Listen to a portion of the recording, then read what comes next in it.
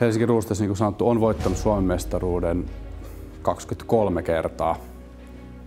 Mutta jokainen niistä on ollut kovan työn ja tuskan takana. To be honest, like I had an injury 3 months ago, like biceps injury, and I put all the work, and I wasn't expecting to come back when I got injured, and this one feels really, how can I say that, juicy for me. Sen eteen on tehtävä uhrauksia. On keskityttävä siihen kaikkeen harjoitteluun ja valmistautumiseen, joka mahdollistaa voittamisen. Ja mä haluan, että te ymmärrätte sen, että kun te olette saavuttanut jotain näin hienoa Suomen mestaruuden, niin se ei ole tullut ilmaiseksi. 3 months ago I thought I would quit football, but now I'm back and I have another ring.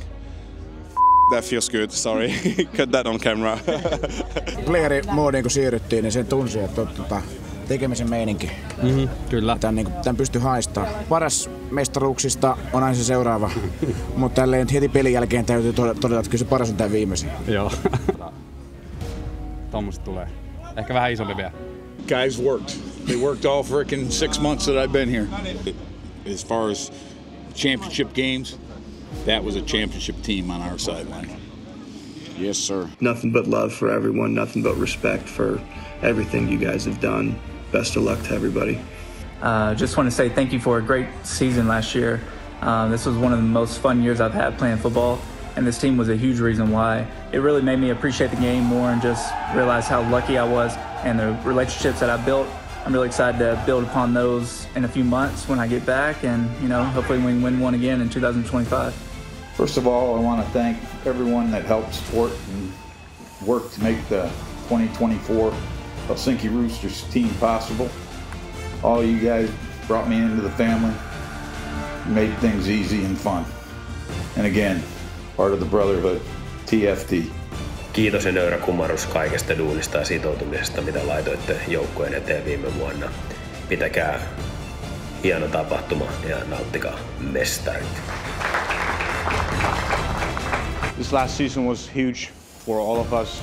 Winning the MVP, it's not an individual sport, so it's a team sport. So, we all made this happen. I just want to say I'm really proud of all of you.